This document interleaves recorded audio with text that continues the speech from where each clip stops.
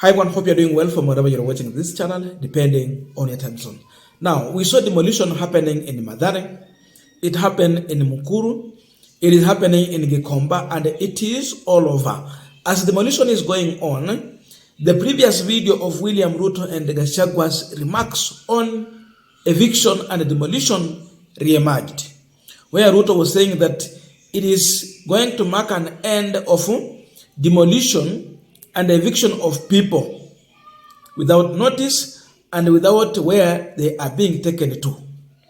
That you cannot work, come back from duty, then you meet sufurias and blanket on your way.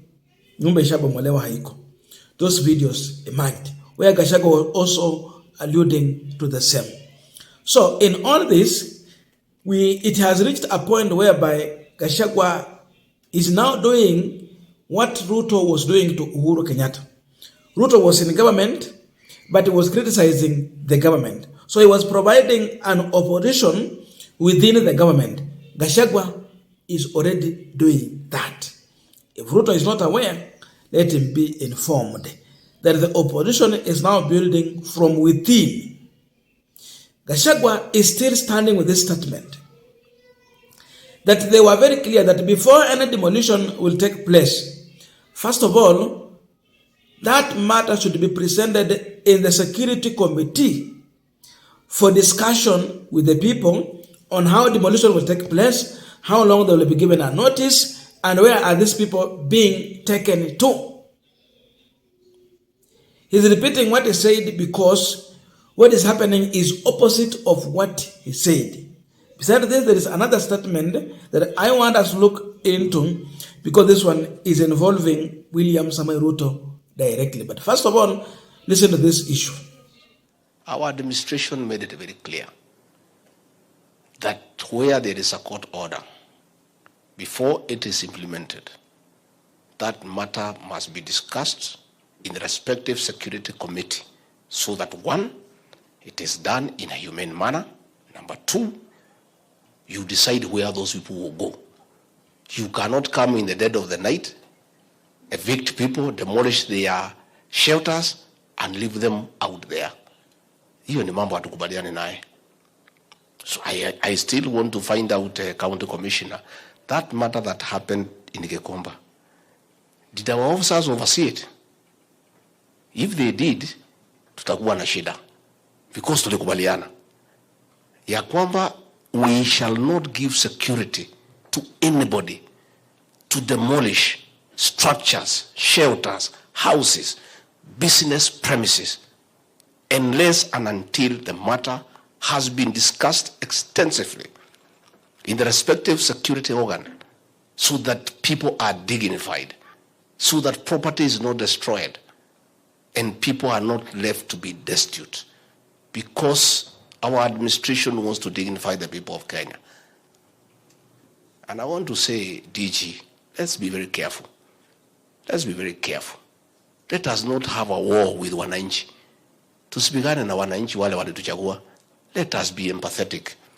Let us, if people must move, let there be an engagement and let people get adequate notice so that they can prepare for their next life ahead. You can't wake up one morning and terminate people's life. It is not right. So, in Sawa DG, so it's something that we need to have that discussion.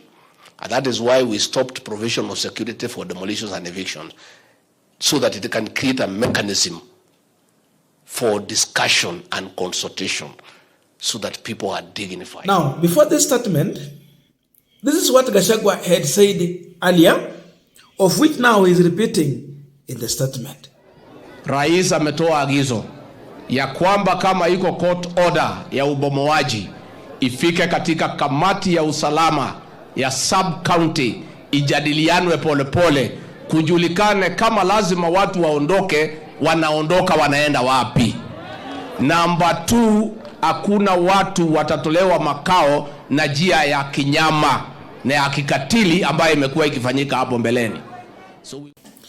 Now, beside this, Gachagua addressed other issue on how the protest vote normally occur during an election, because now there's a focus on 2027. He's saying 3 years from now, we'll face another election. And how does this one happen? Let police officers be present, then start demolishing people's houses, evict them, throw them in a lorry like a sack of potatoes, take their properties, then wait for them on the ballot. Harass them. Then after that, wait for them on the ballot. There is going to be a protest. I listened to Gachagua, then I compared to what was happening or what is happening in Dambibi farm. Thousands of people have been evicted, and the person who has been defending the people here is the area MCA. And the area MP came out and told the people that that land belongs to William Ruto. Whoever has a problem, let him approach William Samuel Ruto. Si wamefurushwa, wamenyang'anywa mali yao, wanawekwa kwa gari kama gunia, wengine wanavunjwa miguu, and we shared all those videos here. Who is Gachagua addressing here? Is it Ruto or who? Listen to him. President, mimi najua mambo kidogo tu ya raia. You harass people, bomolea hawa, tupa hao kwa lori kama gunia, chukua vitu yao uharibu. You have a date with those people in another 3 years. Pale kwa debe. Hapo inakuwaga audit kali sana. And wananchi, ukiona wamenyamaza, the way wamenyamaza, ujue, wanangoja. Let's dignify people. These are human beings. No matter what we want to do, people first, because leadership is about the people. Nobody lead potatoes or arrowroots ama mawe. Unaongoza wananchi. Ile hatua unachukua, ujue ni wananchi unafanya juu yao. And you must empathize with them and always put yourself in their shoes as you make decisions. Now, as we continue with the panel discussion, just a quick request for those who are watching, and you have not yet subscribed, please consider subscribing. To return subscribers, I must say thank you so much. And again, to all our viewers, please give this video a thumbs up. Thank you so much, and back to this discussion. Now, this is Gachagua's position. Hauongozi mawe wala viazi. Unaongoza wananchi. You are leading human beings, not stones, not potatoes. So for heaven's sake, consult. Who is Gachagua addressing here? He said use the MCS even on the ground together with the security meeting to talk to these people. What has been happening in the BB farm? The MCA has been on the ground, but security officers have become so violent to the MCA and the people. They are so hostile. We saw Jimmy Wanjik going there, but how did he get to that farm? They have blocked, you cannot enter. He had to use a chopper to land in the farm, together with the Jubilee Secretary General, Jeremiah Kioni. But they have been chased from that farm, and they have nowhere to go to. These are thousands of people. How is it to a church? So before you talk about the Gekomba issue of demolition, Gachagua is talking widely here, but is using Gekomba to communicate to William Ruto that we have seen you chasing away our people in the Dambibi farm.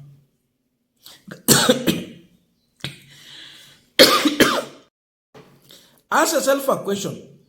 Why is it that Gachagua has been so much silent about the Dambibi farm? He never supported what the MCA said.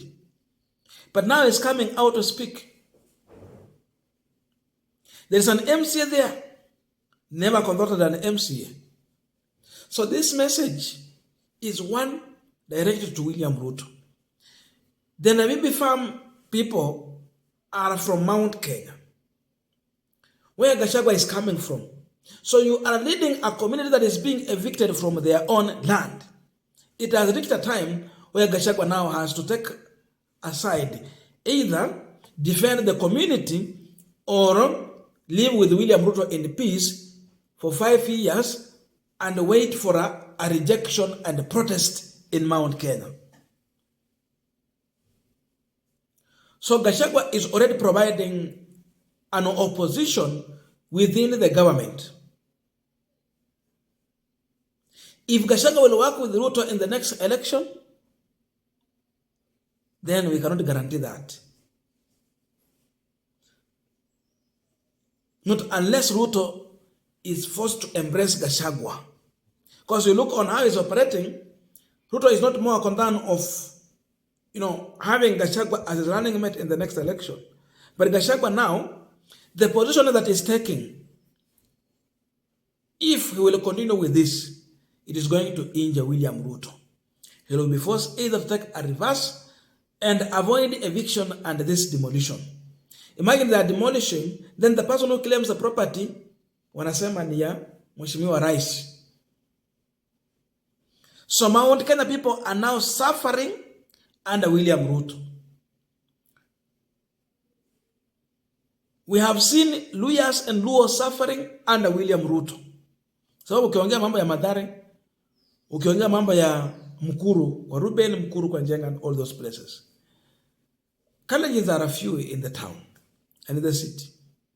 So majority of the people who are being affected, they are not from his tribe.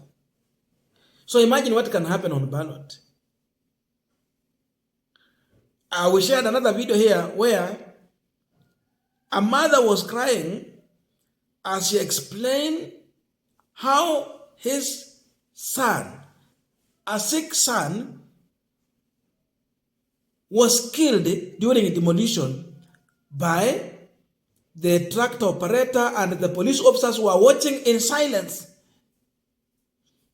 So imagine the police were overseeing when a human being was killed through demolition.